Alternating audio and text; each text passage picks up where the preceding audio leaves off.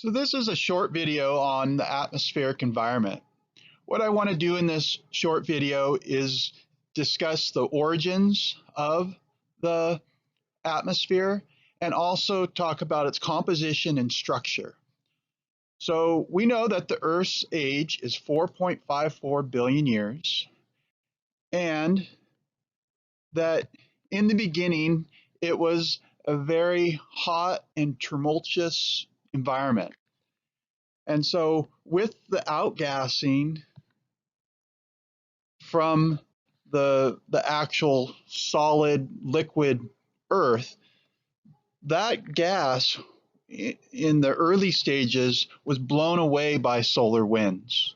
So these solar winds are able to strip the gases off the Earth as they were developed. But over time, we did finally accumulate our first atmosphere. And this atmosphere, if you look at these species, the first atmosphere was very reducing. It was a reducing environment. All of these species are reduced. And so this was about 3 to 4 billion years ago. And this environment was primarily nitrogen gas and CO2. Now, there was experiments performed as early as the 1950s showing that with a gas mixture such as this and say water, if you were to put an electrical discharge through this gaseous mix, that you could actually form amino acids. And so this experiment was talked about for many decades, and it is a possible way in which life developed. However, since then, though, what scientists do believe now is that most likely the life that we know on Earth started probably at a hydrothermal vent in the bottom of the ocean, where you have dissolved inorganic carbon, right? We studied that, carbonic acid, bicarbonate, carbonate, the carbonate system, in the presence of sulfide, a reduced species coming out of these hydrothermal vents. This reaction with the heat formed the building blocks and organic matter to create life. So with this new beginning, we do have a lot of CO2 in the atmosphere. We do have a lot of nitrogen, a lot of CO2. And it was most likely in these early years, we're talking 3 billion years ago, the CO2 concentration was about 600 times higher than it is today. So then, at some point, again, billions of years ago, we start to get circulation within the atmosphere and develop a hydrologic cycle. There's still a lot of water on Earth, there's oceans, and so again, powered by the sun, we start to get convection, and that begins to weather the continents.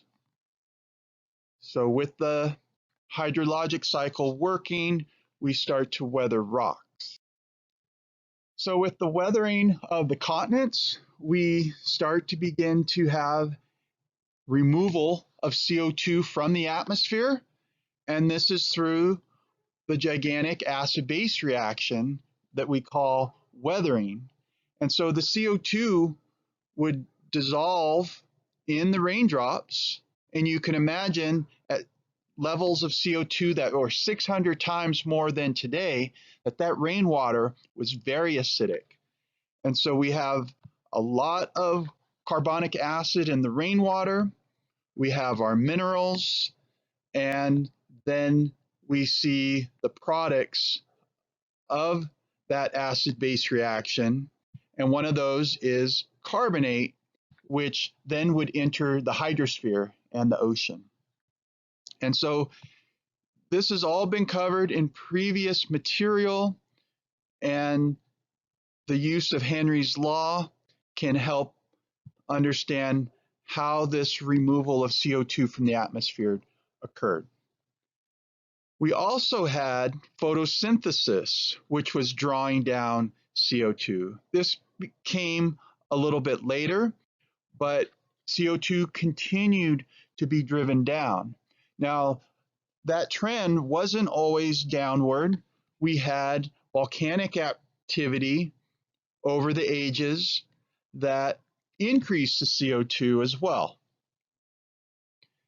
So now we're starting to form a different sort of atmosphere given that photosynthesis is occurring. And so about 2 billion years ago, we would say that the oxygen levels were about 1%. But over time, we slowly reached a percentage that we see today, about 20%. So about 350 million years ago, which wasn't that long ago in geologic terms, we reached a oxygen concentration of about 20%. So at this point, now we're talking about a oxic environment, no longer a reduced atmosphere.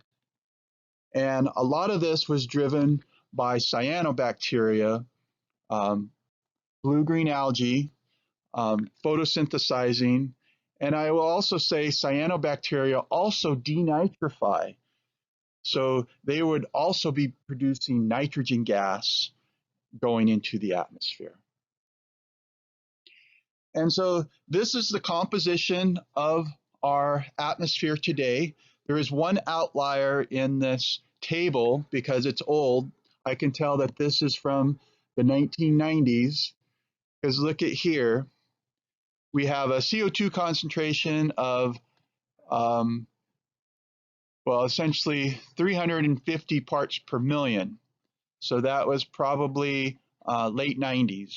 We all know today's concentration is 410, 420, somewhere in that range. But the rest of these gases are fairly stable, and their concentration does not change much over time. And so nitrogen, oxygen, and argon are the primary gases. Everything else is pretty much trace. We see the influences of humans. These gases are not natural whatsoever. These are all chlorofluorocarbons, fluorochlorocarbons, and are from refrigeration. This is table 8.1 from your textbook, and it also shows the relative abundances of gases in the atmosphere. But I just wanted to show you this table also shows the sources.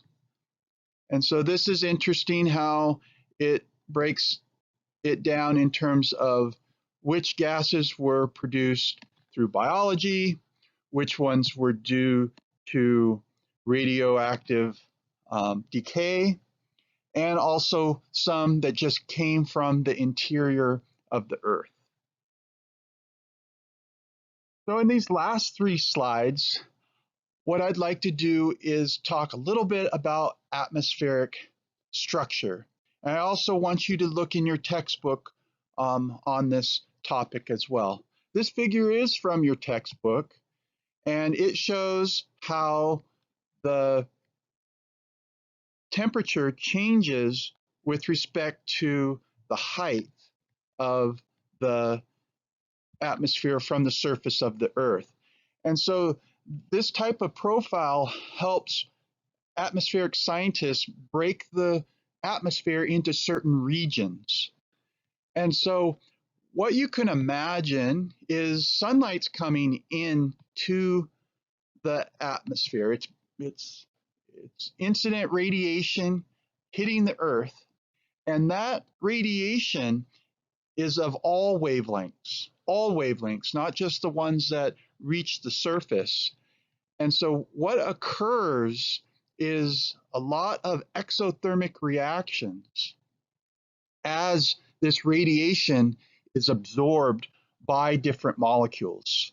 And so at the very top of the atmosphere, and there's not much gas up there, it's very thin atmosphere, but this is where we have nitrogen and oxygen, the primary gases, absorbing the high energy wavelengths, anything below 180 nanometers. Now we'll discuss wavelengths in a separate video, but that's very high energy wavelengths. Just to put it in perspective, things like UV are more like 300 to 400. Visible is 400 to 700. That's what we're used to. IR, or heat, is above 700, but we're talking very high energy. We're talking X-rays, cosmic rays, things like that. And so these reactions, again, are exothermic. So what we see at the very top of the atmosphere is an increase in temperature. This is also the region that we talked about where carbon-14 and tritium are produced. Same reactions that we covered in the chapter on isotopes. So with that, the high energy wavelengths are absorbed, and then the atmosphere cools. We have the mesopause, the mesosphere, and then what we see again right at the stratosphere, we see another absorption. And right at the top of the stratosphere, this reaction is due to the production of ozone. Ozone is produced in this region of the atmosphere, and the ozone and O2 end up absorbing a lot of the UV radiation. And of course, this is a concern in terms of depletion of the ozone layer. And this ozone layer at the top of the stratosphere, which again absorbs these wavelengths, protects living organisms from this UV radiation. And then again, the Earth cools, and then in what we would consider the atmosphere, this is where weather occurs. This is the troposphere. This is what we consider atmosphere. This is where most of the atmosphere in terms of by mass resides.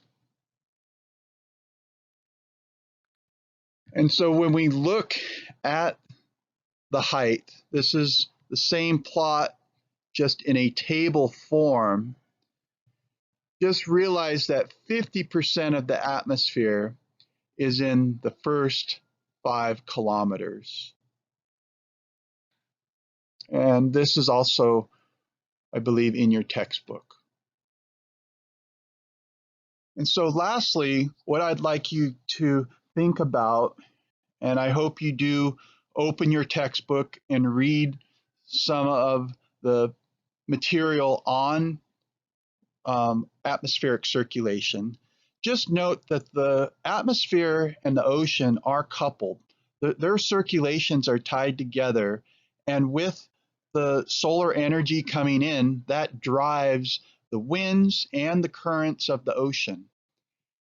And so we have a breakdown here in this figure of the atmospheric circulation. And at different latitudes, we have different wind directions, and this again drives the circulation of not only the atmosphere, but the ocean as well. So again, I want you to read on this, and it'll help you understand a lot of the dynamics that are going on. So this concludes the video on just the introduction to the atmosphere. We will be looking into greenhouse gases, ozone, and possibly other pollutants in later videos.